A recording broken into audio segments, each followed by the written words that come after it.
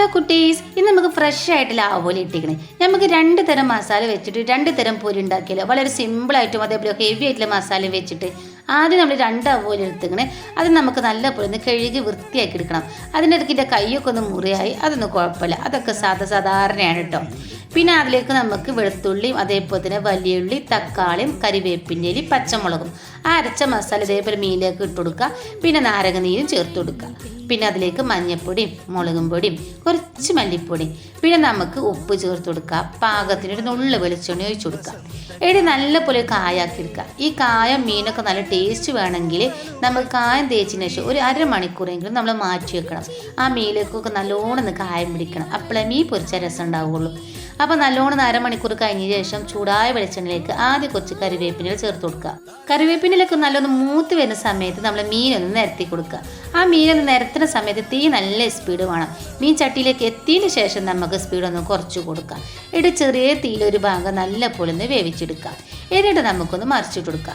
മറിച്ചിട്ട് കൊടുത്തതിന് തീ ഒന്ന് സ്പീഡ് കൂട്ടുക. സ്പീഡ് കൂട്ടിയിട്ട് 1 മിനിറ്റ് കഴിഞ്ഞ ശേഷം സ്പീഡ് ഒന്ന് കുറച്ച് കൊടുക്കുക. ആ ഭാഗം നല്ല പോലെ ഒന്ന് നെരിച്ചെടുത്താൽ നമ്മൾ ഹെവി ആയിട്ടുള്ള അടിപൊളി ഇവിടെ മസാല റെഡി ആക്കണം. അതിൽ പൊരിച്ച മീനൊരു പ്രത്യേക ടേസ്റ്റിന് കേട്ടോ. വിരുന്നുകാരൊക്കെ വരുമ്പോഴേ ഒന്ന് നെട്ടിക്കാൻ പറ്റിയൊരു ഐറ്റം തന്നെയാണ്. ഇനി ബാക്കിയുള്ള ആവോലി കൂടി നമുക്ക് നല്ലപോലെ ഒന്ന് കഴുകി വൃത്തിയാക്കി എടുക്കണം. അത് നല്ലോണം ഒന്ന് കഴുകി വൃത്തിയാക്കിയതിൻ്റെ ശേഷം നമുക്കൊരു സിമ്പിൾ മസാലയിൽ പൊരിച്ചെടുക്കാം. അതിന് വേണ്ടിയിട്ട് ഒരു പാത്രത്തിലേക്ക് നമുക്ക് മുളകും പൊടി, മഞ്ഞൾപ്പൊടി, കുറച്ച് കുരുമുളകിൻ്റെ പൊടി, പാകത്തിന് ഉപ്പും കുറച്ച് വെളിച്ചെണ്ണയും ചേർത്ത് വെക്കുക. പിന്നെ കുറച്ച് വെള്ളവും ചേർത്തതിന് ശേഷം നല്ലപോലെ ഒരു കായാക്കി എടുക്കുക. ഒരു ക്രീമി രൂപത്തിലാക്കി എടുക്കണം. എന്നിട്ട് നല്ലപോലെ വരഞ്ഞെടുത്ത മീനിലേക്ക് നല്ലപോലെ ഒന്ന് കായം തേച്ച് പിടിപ്പിക്കണം. അതിൻ്റെ ഉള്ളിലേക്കും ആ വയവിലേക്കും നല്ലോണം ഒന്ന് കായം തേച്ച് പിടിപ്പിക്കണം. എന്നിട്ട് നമ്മൾ ആദ്യം മീൻ കാട്ടിയ മരത്തിന് ഒരു അരമണിക്കൂർ മാറ്റി വെക്കുക. ആ മാറ്റി വെക്കുന്ന സമയത്ത് അതിന് മുകളിൽ കുറച്ച് കരിവേപ്പിലയും കൂടി ഇട്ടതിന് ശേഷം നമുക്ക് മാറ്റി വെക്കാം. എന്നിട്ട് ഒരു അരമണിക്കൂർ കഴിഞ്ഞതിന് ശേഷം ചൂടായ വെളിച്ചെണ്ണയിലേക്ക് നമുക്ക് ഇതൊന്ന് പൊരിച്ചു പോകാം. നമ്മൾ ആദ്യം പറഞ്ഞ മരത്തിന് ആദ്യം ഒന്ന് സ്പീഡ് കൂട്ടുക. എന്നിട്ട് മീൻ നിരത്തി വെച്ച് കൊടുക്കുക. എന്നിട്ട് 1 മിനിറ്റ് കഴിഞ്ഞതിന് ശേഷം നമുക്ക് എന്താട്ടാ തീ ഒന്ന് കുറച്ച് കൊടുക്കുക.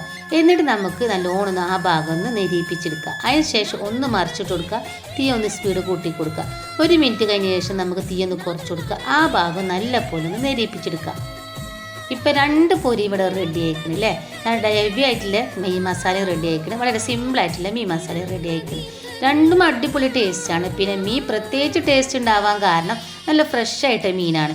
നമ്മൾ എത്ര ഫ്രഷ് ആയിട്ടുള്ള മീൻ എടുക്കണോ അത്ര മീൻ ടേസ്റ്റ് ഉണ്ടാവും. അപ്പോൾ 2 മീനുകളൊന്ന് ഉണ്ടാക്കി നോക്കുക. എന്നിട്ട് നിങ്ങൾക്ക് ഏത് മസാലയാണ് ഇഷ്ടപ്പെട്ടെന്നില്ലെങ്കിൽ ഒന്ന് കമൻറ്റ് ചെയ്യുക. അപ്പോൾ ഈ വീഡിയോ ഇഷ്ടപ്പെട്ടാൽ ഒന്ന് ലൈക്ക് ചെയ്യാനും ഷെയർ ചെയ്യാനും മറക്കണ്ട. അതുപോലെ തന്നെ ഇന്നൊന്ന് സപ്പോർട്ട് ചെയ്ത് സബ്സ്ക്രൈബ് ചെയ്യാനും മറക്കല്ലേട്ടോ.